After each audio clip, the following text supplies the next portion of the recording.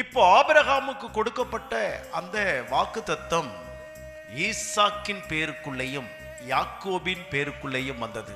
ஆகையினாலே இப்போ ஆபிரகாமினுடைய வழியிலே வந்த யாக்கோபுக்கு ஒரு சிறப்பு என்ன அப்படின்னு கேட்டீங்கன்னா, தேவன் யாக்கோபுக்கு தேவன் கொடுத்த பெயர் தான் இஸ்ரவேல்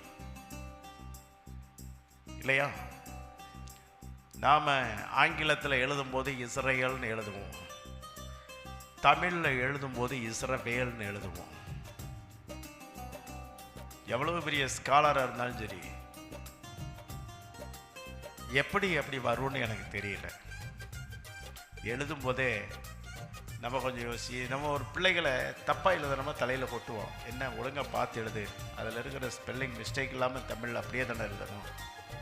அது எப்படி அங்கே ஏழுங்கிறது இங்கே வேலை மாறும்.